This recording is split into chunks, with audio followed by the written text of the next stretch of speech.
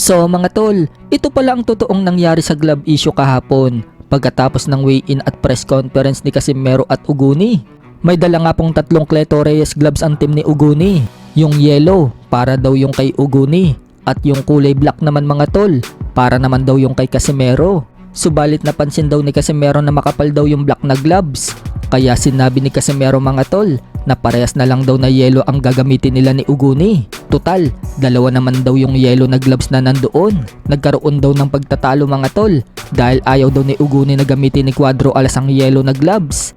Pero hindi nga din po pumayag si Casimero mga tol.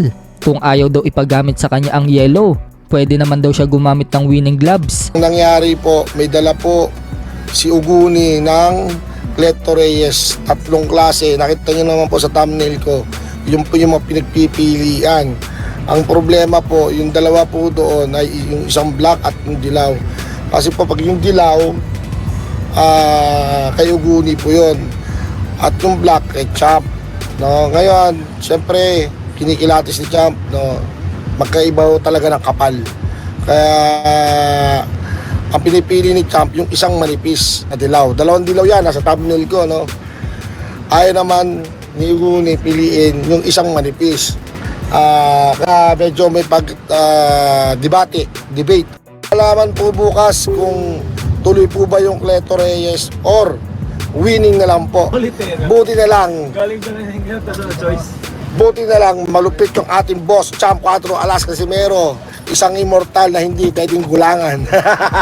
Samantala, sinabi naman ni Ray Orais, Catman ni Casimero.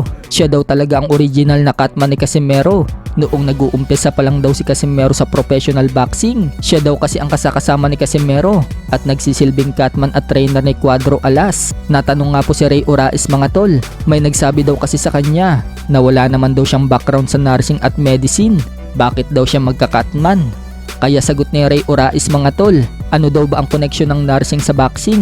Hindi naman daw kailangan yan. Dapat daw, yung tulad niya, na matagal na daw sa larangan ng boxing. Tanong kay Ray Orais, baka paracetamol lang daw ang alam niya. Kaya nagpakita si Ray Orais ng gamit niya para sa Catman. So anong connection ng paracetamol? Baka paracetamol lang daw yung alam mo. Ano kinalaman yung paracetamol? O baka pwede mo naman makipakitaan dyan ng mga gamit mo dyan. So yung pakita ko kayo, kung wala kayong alam, tumahimik lang kayo.